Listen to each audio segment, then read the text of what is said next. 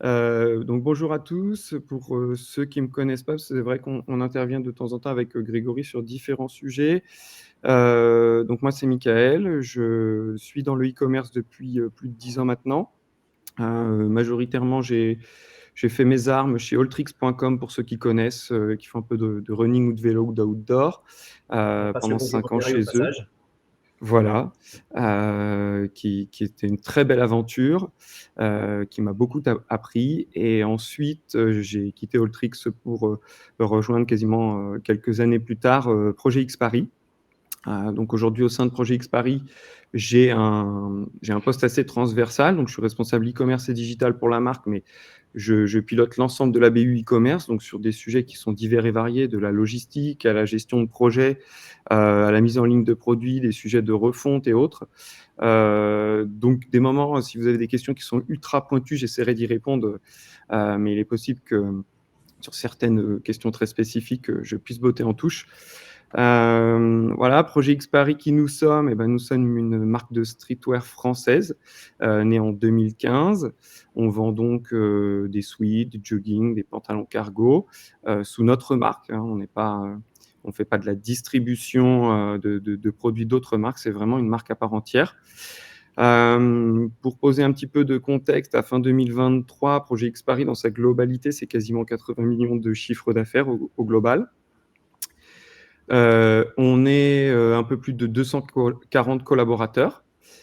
On est localisé vers Roissy, Charles de Gaulle, donc en banlieue parisienne.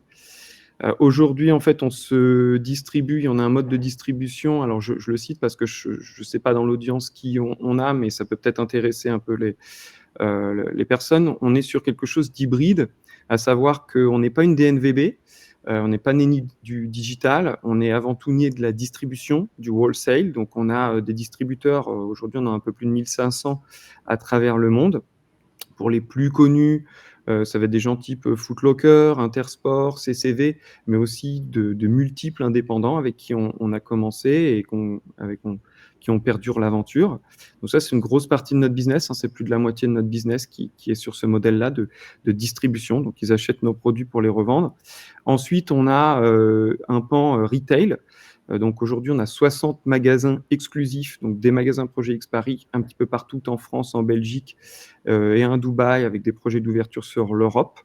Donc ça, il y en a 60 aujourd'hui, avec pareil un petit côté hybride là-dessus, puisqu'on a des magasins en succursale qui sont des magasins donc propres, gérés par nos soins, et d'autres sous couvert de franchise. D'accord. Donc ça, je ne sais pas s'il y aura des interrogations ou des questions à ce sujet-là, mais je suis assez à l'aise pour y répondre. Et ensuite, on a Internet, donc là, ma BU. Et donc, c'est toute l'activité e-commerce qu'on peut faire. Donc, j'englobe dans le e-commerce l'activité également des marketplaces, qui pèse à peu près à date 7 millions d'euros, quasiment 10% de notre CA global. D'accord. Donc Voilà. encore une forte présence en magasin et un CA qui est encore bien marqué chez toi par les magasins physiques. Ouais, si on prend distribution plus notre réseau retail, oui, on est avant tout une Ouais. marque retailer, avant d'être une marque e-tailer. Ok. Ça, effectivement. Après, moi, j'ai commencé du coup en 2018 sur la partie site, si on focus only web. Donc, on faisait un petit peu moins d'un million de CA. On était sous un CMS PrestaShop et on est toujours sous un CMS PrestaShop en 2024. Donc on a réussi à croître avec les outils de PrestaShop. Et on fait du coup quasiment 7 millions à fin 2023, même si l'année 2023, je pense comme beaucoup de e-commerçants, a été assez rude. Mhm. Donc, on est assez satisfait de ces résultats. L'objectif étant, maintenant sur cette année 2024, d'atteindre 10 millions cette année. Et l'objectif un peu plus lointain, enfin moyen court-termiste, c'est 2027 d'atteindre 30 millions en ligne. C'est ambitieux, Oui, mais pas infaisable. mais pas en fait magnifique. Voilà. Donc non, c'est ambitieux, je le conçois, mais d'un autre côté, enfin, les voyants sont plutôt au vert, les croissances sont des croissances plutôt à deux chiffres depuis qu'on a commencé l'histoire. On a encore beaucoup de choses sous le pied. Il y a une belle expansion et je pense qu'on a encore un peu de faire-valoir pour aller chercher de la croissance dans les quelques années qui arrivent. top. Et Pour parmi... réaliser ces chiffres, eh ben, on a Voilà, plusieurs leviers. exactement. C'est ma question. Parce que ouais, je te voyais venir. En fait, je pense que je te connais trop, Greg, maintenant. C'est ça le problème. Tu es vicieux et taquin.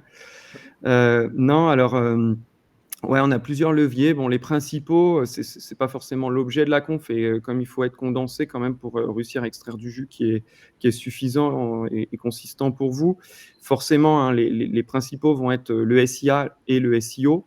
Donc avec stratégie SEO depuis le début de la marque, avec des belles positions qu'on arrive à défendre contre quand même des gros acteurs ou des distributeurs qui sont juste 10 fois ou 100 fois plus gros que nous à date.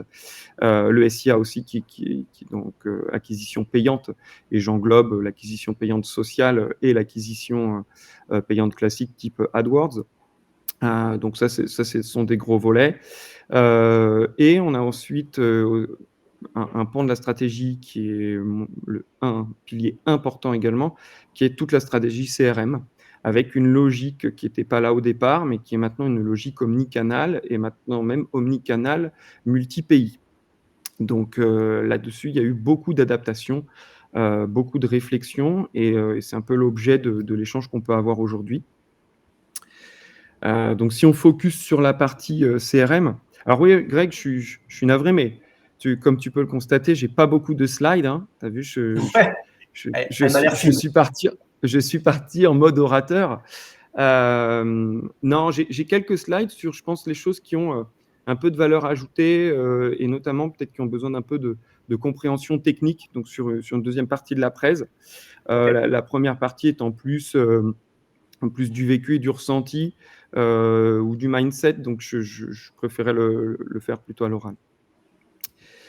Et donc sur la partie CRM, donc le commencement, on arrive en 2018 avec une compilation d'outils. Donc on commence à avoir, enfin, on a du ShopeeMine, on peut citer des outils, hein.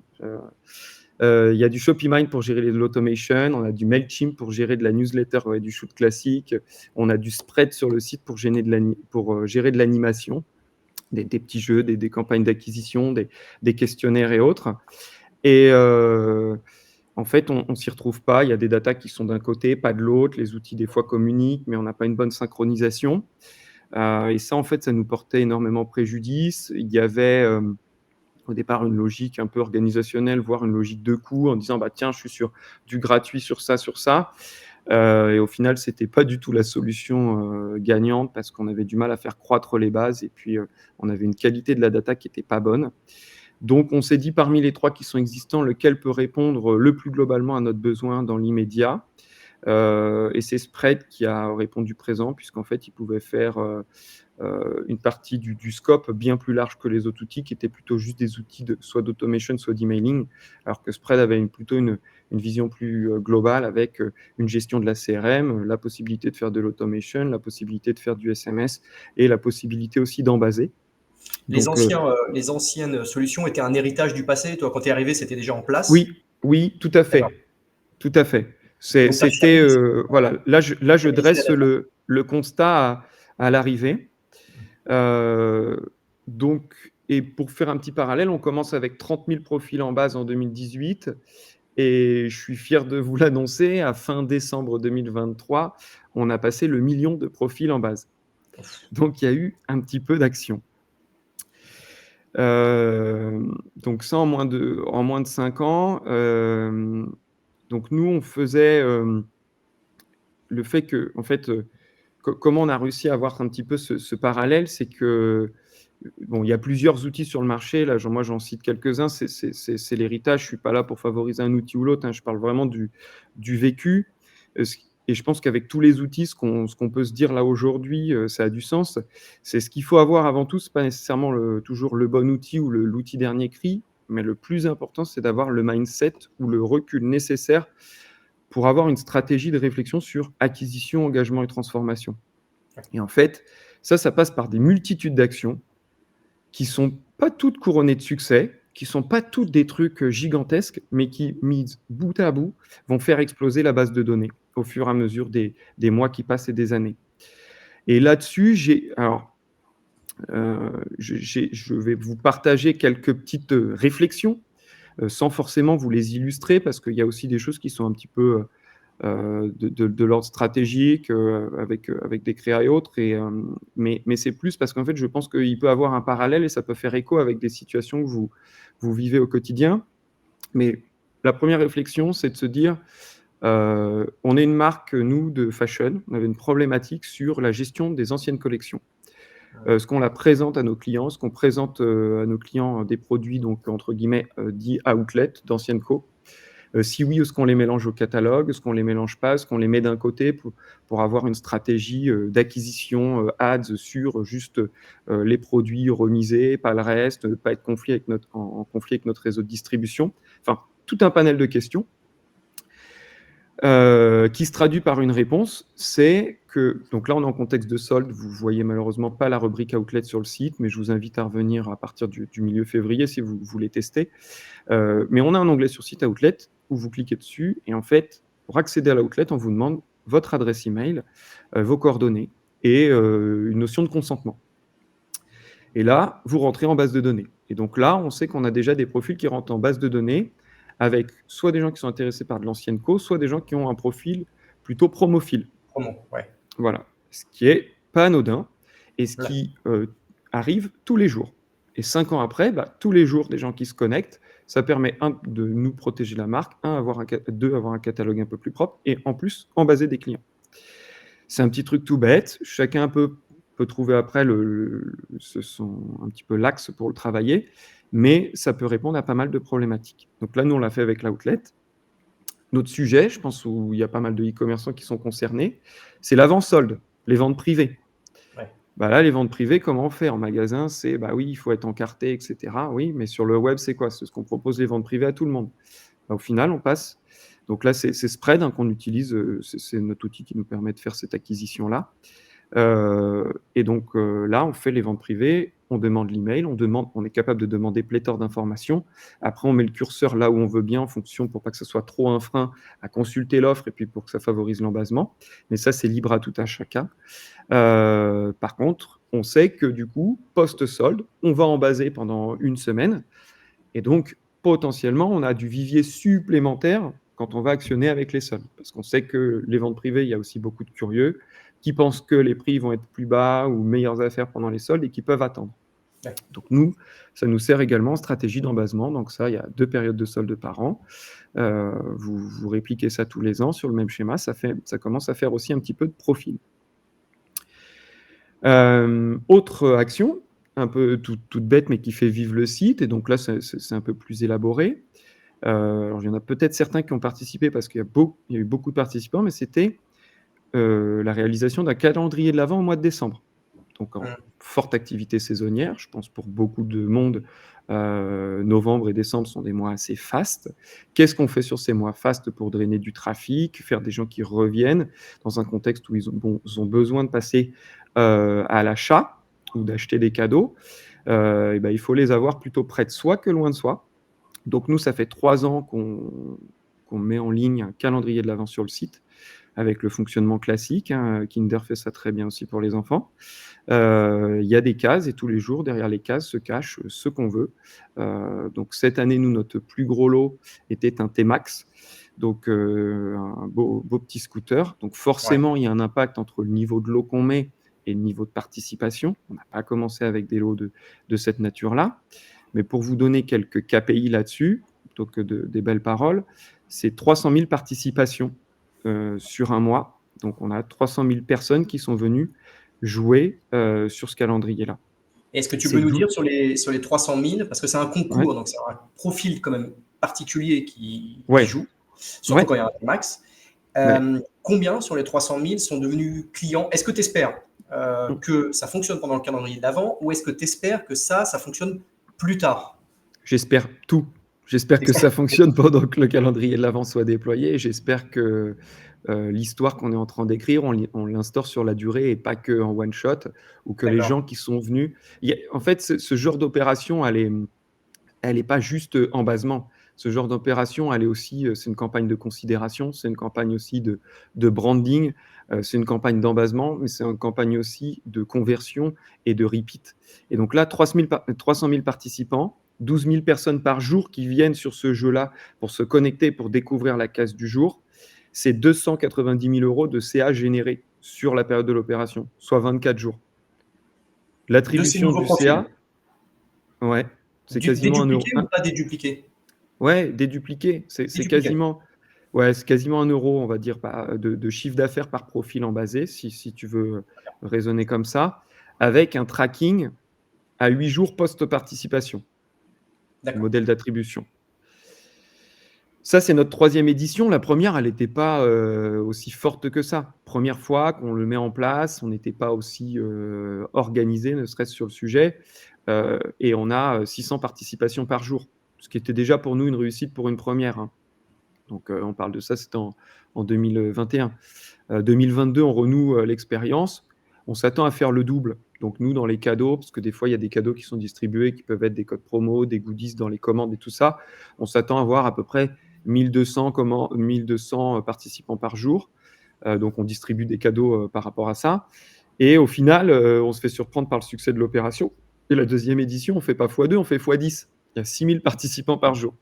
Là, la 3e édition, on a fait x2 par rapport à la précédente, mais j'ai hâte d'être à 2024.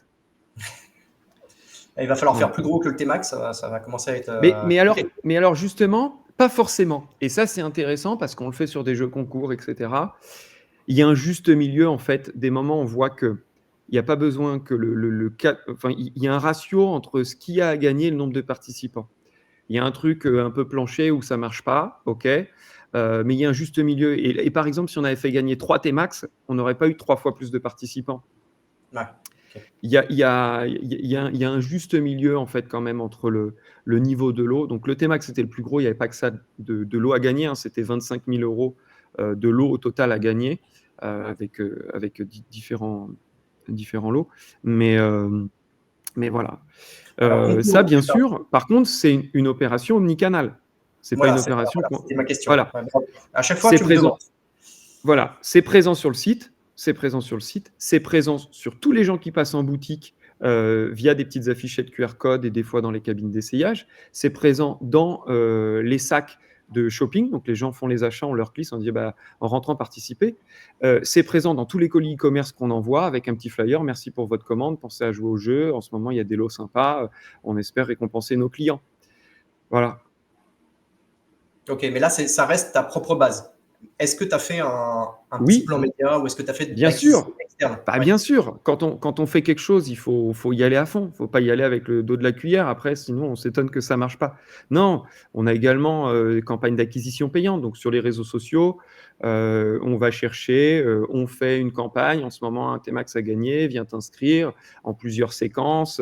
Quand c'est d'autres lots, on montre les autres lots. On collabore avec certains influenceurs ou prescripteurs, si je puis dire, pour dire voilà, là il y a un set gaming, on prend quelqu'un qui est pertinent pour vanter les mérites du set gaming et parler de ce jeu-là. Demain, on fait quelque chose sur, on avait un drone DJI, ça peut être quelqu'un qui est sur le monde de la photo ou du clip et qui va en parler. Enfin voilà, et ça rayonne. Mais bien sûr, il y a des campagnes d'acquisition payantes qui sont derrière ça. Ok. C'est hyper intéressant. Tu disais l'OP est relayé en magasin. Est-ce que tu peux nous dire un petit mot? Parce que tu as bien mentionné que tu étais bien omnicanal dans ta communication. Est-ce que tu es omnicanal pour l'acquisition d'emails? Enfin, je veux dire, l'embassement d'emails. Est-ce que ça fonctionne quand on a des franchises? Oui, très bien. Alors, je prends le point et si tu veux, j'y réponds dans 2-3 autres points. Pourquoi? Parce qu'en fait, tu me tends une perche sur toute après une logique omnicanal, online, offline. Et là, je vous cite juste encore quelques petits exemples d'opérations type. Donc là, c'était calendrier de l'Avent. Je me suis un peu étalé parce que c'était quand même la plus grosse opération qu'on ait jamais réalisée par le passé. Donc vente privée, outlet, on en a parlé. Casting talent. Ça, c'était, alors à moindre mesure, hein, mais c'était aussi une opération très vertueuse. Je ne vais pas trop m'étendre sur le sujet, mais s'il y en a qui veulent un peu de documentation pour comprendre pourquoi c'était vertueux, sur le site de Spread. Donc Spread, la solution, c'est SPREAD, et c'est Spread Family, je crois, l'URL. Il y a un petit blog et il y a des partages de connaissances et ça fait partie d'une étude de cas. On avait fait donc un talent musical. Donc nous, on est sur l'univers hip-hop, on est sur la culture, on peut dire rap français, mais pas que. Et donc du coup, à un moment donné, on a eu un casting pour chercher et offrir la possibilité à quelqu'un qui a du talent de réaliser son rêve et de faire un mini-clip et d'enregistrer un de ses sons en studio. Et donc, grosso modo, on faisait une opération pour que les gens participent avec une bande son libre de droit et ils devaient nous proposer leur bande son et ensuite il y avait un jury et, et puis 3 finalistes et puis ensuite on disait bah, c'est un tel ou un tel qui a gagné. Et là-dessus, on fait 15 000 inscriptions. Alors, c'est moins que les 300 000, mais c'est 15 000 inscrits où on accompagne nos clients. On accompagne la marque dans une logique de positionnement marketing. Et c'est 15 000 profils où le but, c'est pas juste d'être concouriste et de venir et de déposer son adresse email. C'est 15 000 profils qui ont travaillé et qui ont fait tous un morceau de 2 minutes 30 minimum et qui nous proposent quelque chose.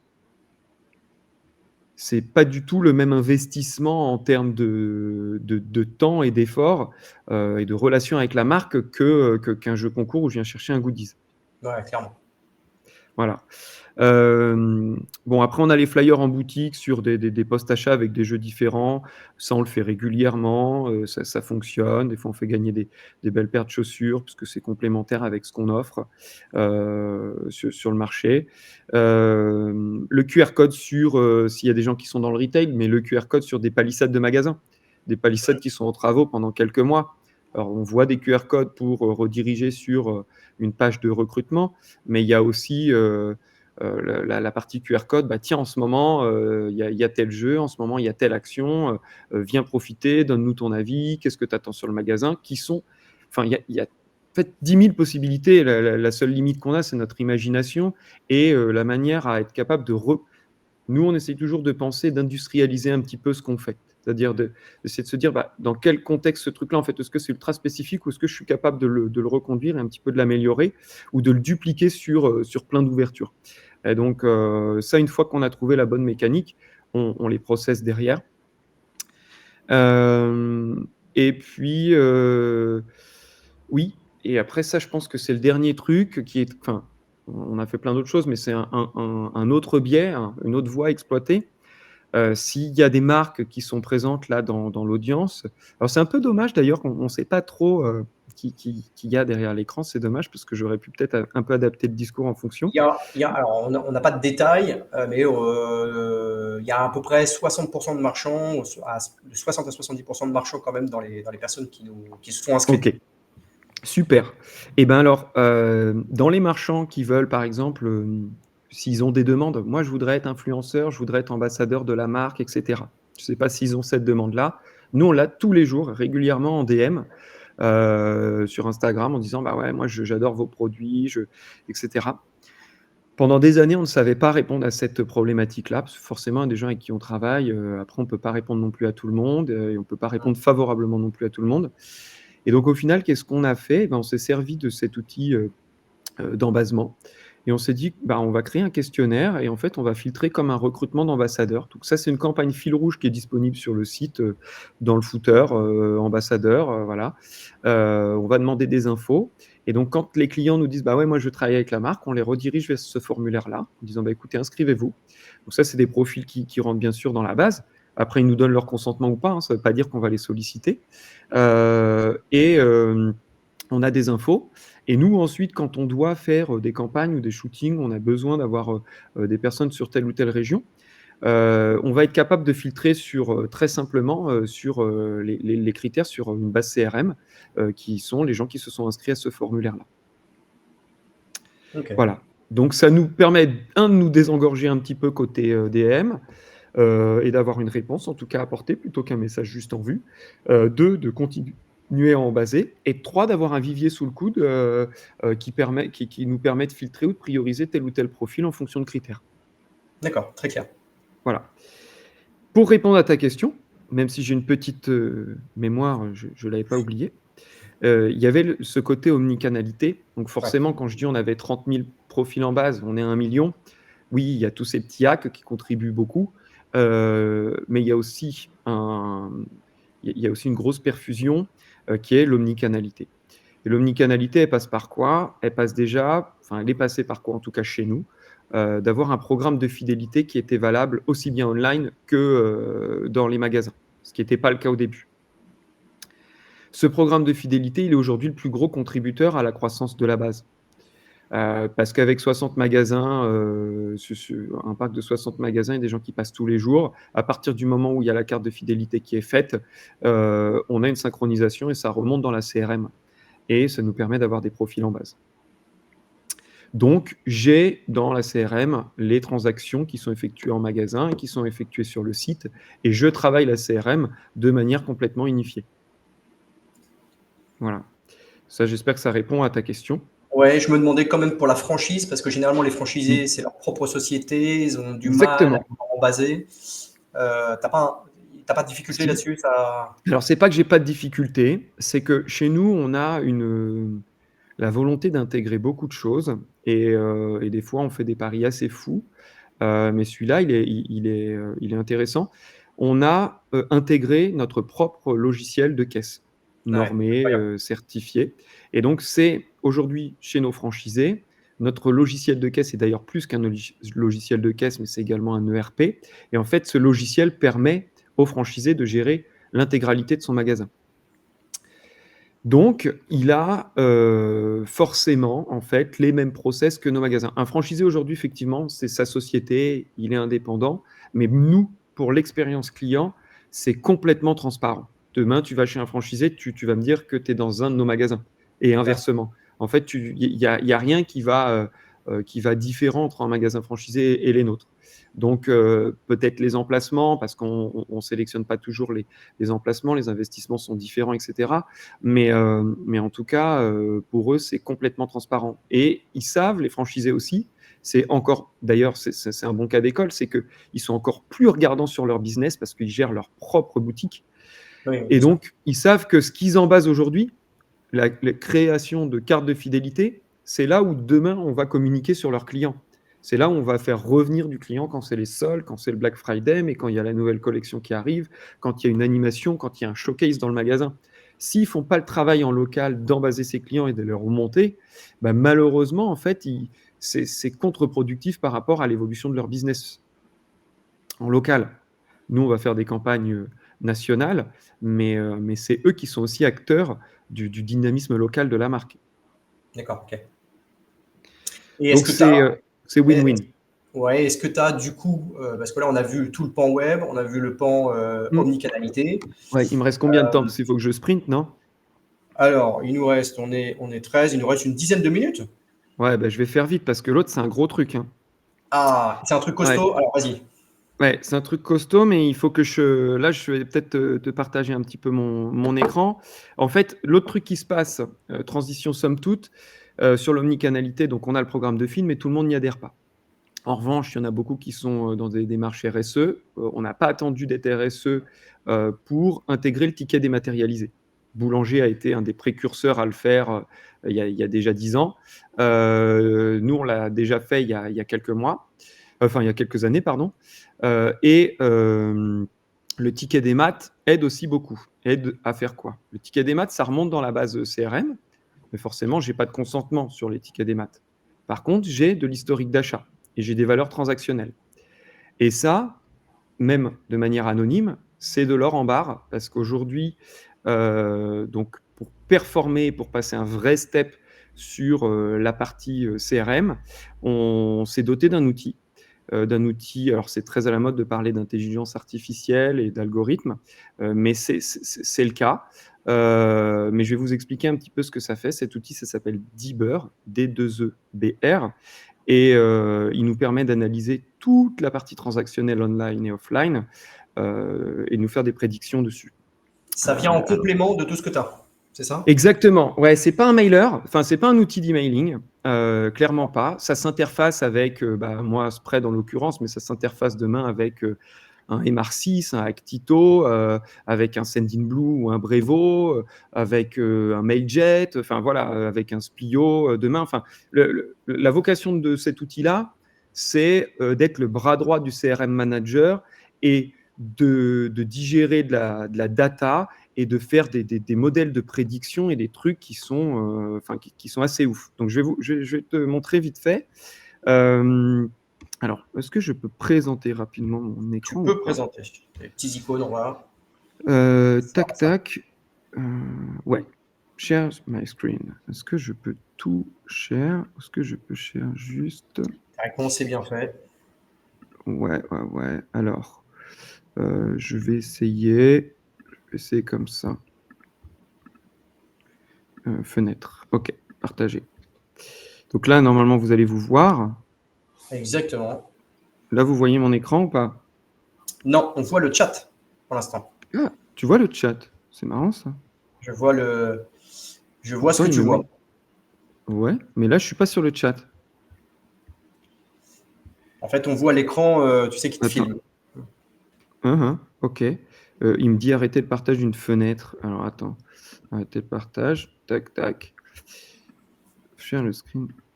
Peut-être Si pas je la fais bonne tout. fenêtre que tu as. Non, mais je fais tout l'écran, on va voir.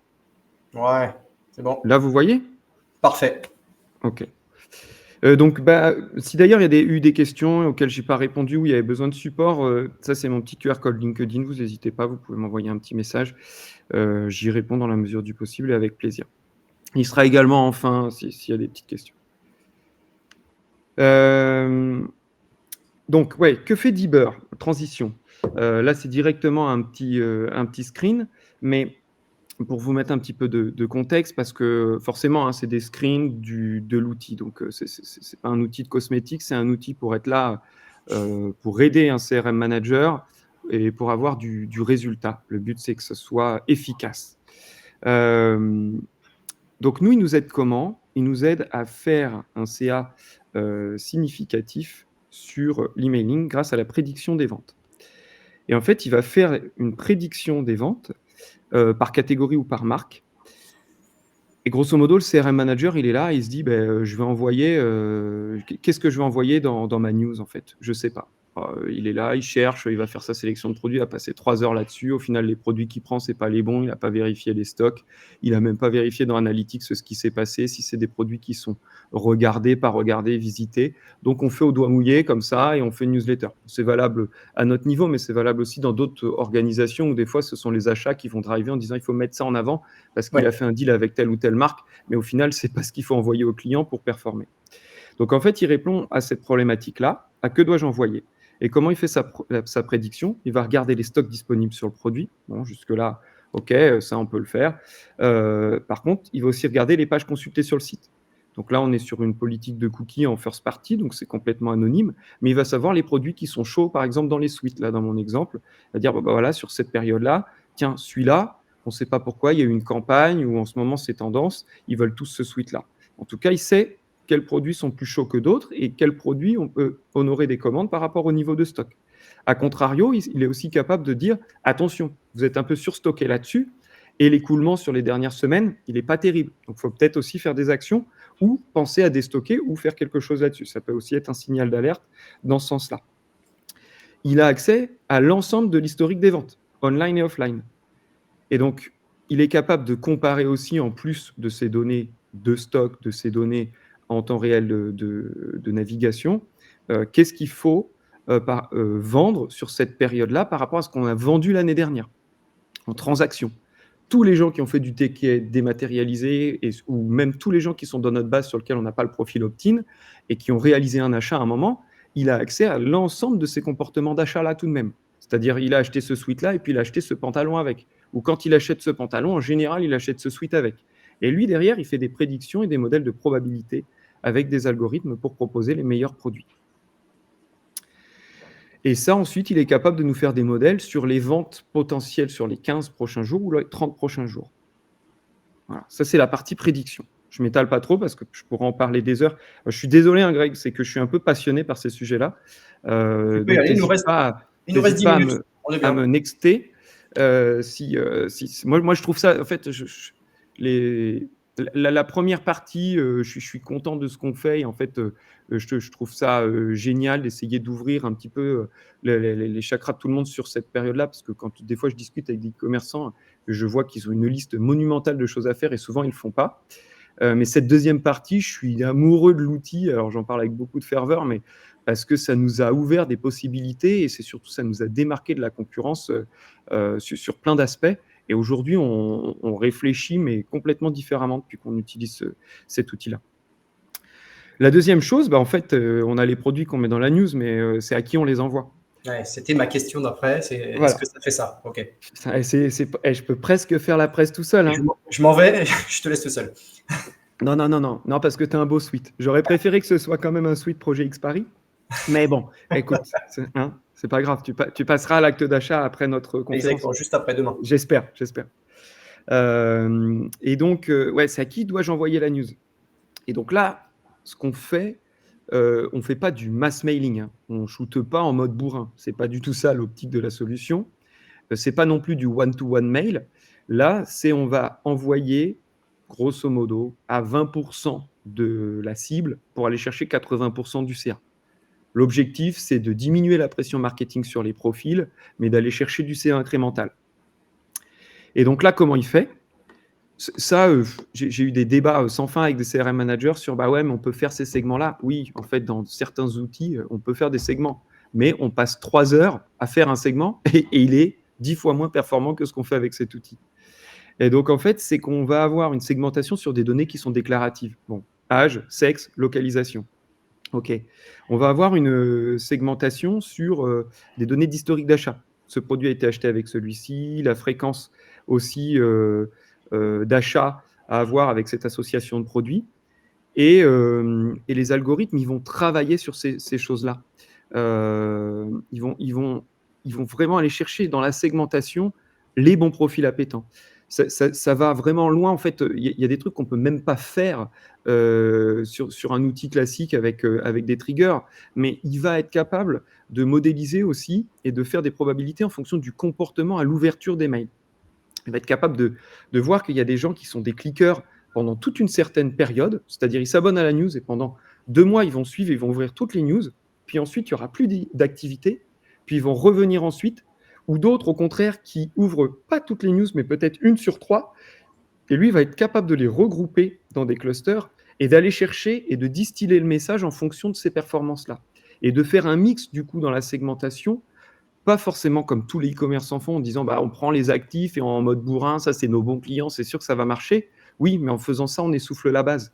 Là, il passe toutes les données au mixeur et vous avez un vivier qui est composé d'inactifs, de clients fidèles, etc.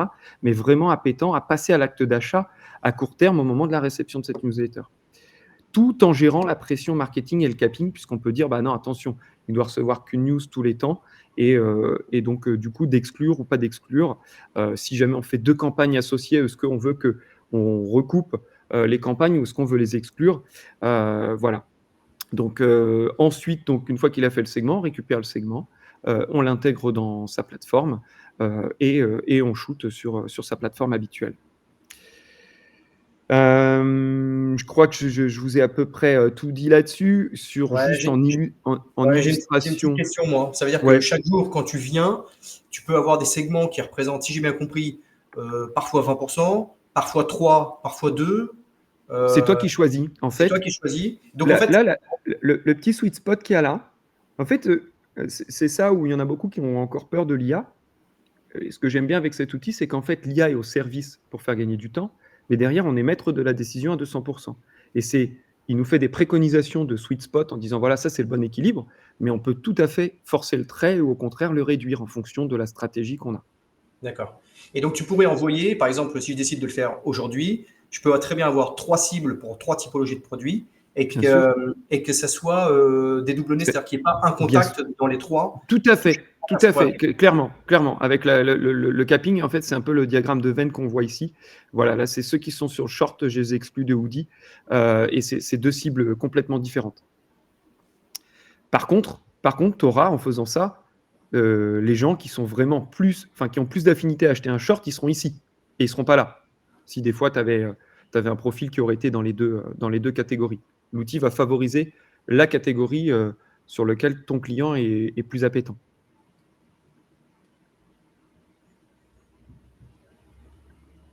Tu m'entends toujours? Je t'entends toujours. Je regarde Ok, la petite super. slide qui bouge. Voilà. Il nous reste quelques minutes, Mika. Oui, alors, en fait, rapidement, mais ça, c'est un autre truc, c'est parce qu'en fait, il y a les données démographiques. Et ça, c'est souvent un débat sans fin. C'est est-ce que j'envoie de la news femme à des hommes ou pas? Voilà. Et la stratégie de dire je cible par genre, en fait, ça, c'est super old school.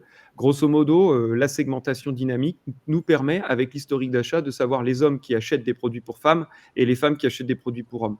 Et donc, on vient compléter et on vient enrichir la base de données sur le genre comme ça, et on a des très bonnes performances. On vient également enrichir la base de données sur la segmentation, ne serait-ce que si on n'a pas les genres avec les prénoms, pour directement, en fonction des bases de prénoms qui sont connues et définies, on est capable de savoir si c'est un homme ou une femme. Et là, typiquement, par exemple, un produit, alors je prends l'exemple d'un short, et on va me dire, bah oui, mais c'est logique. Voilà, je vais envoyer une news short, et ben, au début des beaux jours, en mai, ok, moi, je vais me faire mon schéma classique CRM. Allez, c'est un homme, il a moins de 25 ans, étudiant, et puis il a acheté un t-shirt. Ça, tout le monde sait le faire. C'est l'approche traditionnelle. Là, ce qu'on fait, en fait, et ce qui ressort, hein, c'est un exemple concret, on envoie notre short, et ben, en fait, on a 40% qui sont des hommes, qui sont inférieurs à 30 ans. 28%, ils ont plus de 40 ans. La majorité des hommes de moins de 30 ans qui ne sont pas intéressés. Une partie non négligeable de femmes, même si c'est du short homme. Bon, et là, la majorité habite dans le sud de la France. Voilà. En fait, on a aussi les données de localisation et les données où on livre les produits. Et donc, on est capable de dire, bon, bah voilà, quand je fais des produits qui sont plutôt chauds comme ça, bah, je vais envoyer sur sud de la France, Espagne, etc. Voilà. Petite illustration. Après, je passe assez vite. Ah mince, mon slide est... Bon, désolé. J'ai une petite superposition. Et donc là, le point de friction, ce n'était pas le cas avant, mais ça fait maintenant une belle année qu'on a ça. Ouais, je crois que c'est une belle année. On a shooté, enfin ça fait plus d'un an, mais la première a eu lieu il y a un an, notre première news entièrement générée par l'IA. IA générative. Et donc du coup, ce qui pouvait être long avant, c'est de dire, bah oui, on multiplie les segments, mais wow, ça fait beaucoup de travail, on n'aura pas le temps de shooter ces news-là. Et donc là, la réponse de Dibber à cet outil, c'est que là, maintenant, on a un mail builder au sein de Dibber.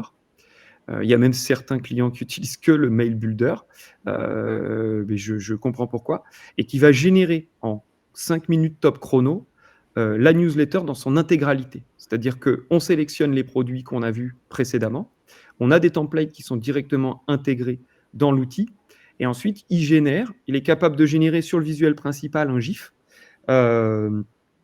ici. Donc, lui, en fait, il se nourrit parce qu'il vient, l'email créateur là, de Dibber, en fait, il vient inspirer l'ensemble des univers visuels et contextuels qu'on a sur le site en fait, de la marque. Après, il va créer l'objet, il va créer le sous-objet, il va créer les titres de contenu, il va créer les descriptions de produits, il va remonter, parce qu'il y a le catalogue produit, donc les prix, etc.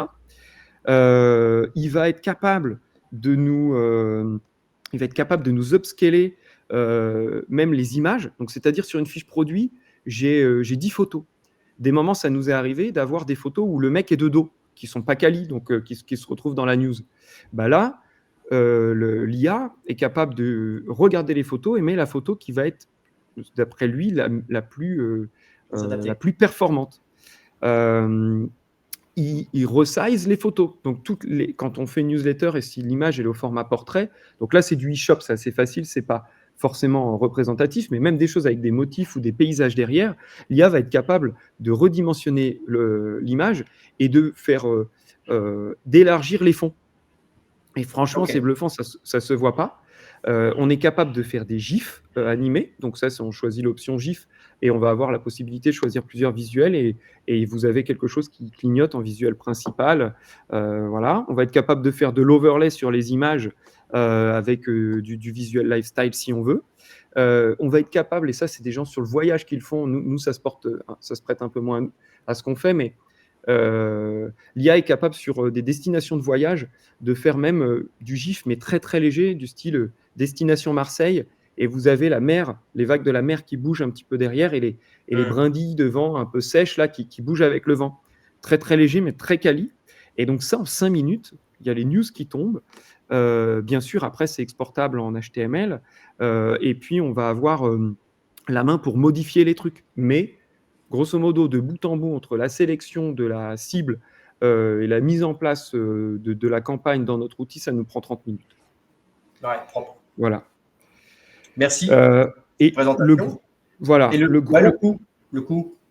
Ah, le coût, bah, là, ça, je peux pas le dire. Non, franchement, non, par rapport à des solutions, il y a une grosse solution qui est assez connue sur le marché qui fait une partie de ce qu'on a vu, mais pas la totalité, notamment pas la partie Mail Creator, qui commence par Tiny. Mais je ne citerai pas ce partenaire. C'est bien plus abordable. Ok. C'est bien plus abordable avec plus de fonctionnalités. Mais après, il y a plein d'outils sur le marché. Là, je pense que celui-ci est clairement sous-coté. Ça risque de péter un peu. J'espère juste que j'ai pas trop de mes confrères qui sont dans l'audience, parce que je pense qu'aujourd'hui, c'est un vrai avantage concurrentiel qu'on avait de l'utiliser. Mais en tout cas, sur d'autres secteurs, j'invite vivement les marchands à tester et à essayer. Il y a un truc qui est juste dingue aussi. Hein. Nous, on était ultra dépendants du studio graphique, de dire tiens, il me faut visuel. Des fois, on met des visuels sur moins 30% sur une sélection de produits, enfin sur des produits. Et puis, on l'envoie au studio, et puis il y a une erreur dans les moins 30%, et puis ça fait un aller-retour, et puis il ne l'a pas fait en version espagnole, et puis ceci, et puis cela. Et au final, on met la journée à faire la newsletter. Bah là, l'IA est capable, selon une charte graphique définie et le template défini, de venir superposer les remises. Ça peut paraître tout bête, mais en fait, on a un truc qui génère, qui est toujours propre, qui est formaté et qui se fait en 3 clics. Et c'est ça, ce qui est assez bluffant. Merci beaucoup. Mika, je te pose une dernière question parce qu'on est super en retard. Ouais. Il y avait une question du chat. Quel budget d'acquisition pour le jeu du calendrier de l'Avent? Je ne peux pas le communiquer, ça. C'est trop confidentiel. Ok. Ouais, c'est trop confidentiel. En plus, je ne sais pas du tout non plus à qui je le communique. Non, mais bon, je peux simplement vous dire qu'en général, on a une logique au retour sur investissement, je pense comme beaucoup de e-commerçants. Donc, des moments, il y a des campagnes qu'on estime être du branding, et donc sur lesquelles on ne regarde pas trop le retour sur investissement cible, et d'autres qui sont plutôt sur la conversion, et donc là, on va piloter au ROAS. Mais ouais, c'est un peu sensible, et en plus, il faut agréger plein de data. Ok. Là, Michael, je te remercie beaucoup. Je suis obligé de raccourcir. On nous attend juste après. C'était hyper intéressant. Le chat, n'hésitez pas à contacter Michael sur LinkedIn si vous avez des questions. Il est toujours disponible. Je te remercie beaucoup. Et on va laisser la place à Mathilde pour l'animation et à Antonin de Dot Market. Michael, à bientôt. Salut à tous.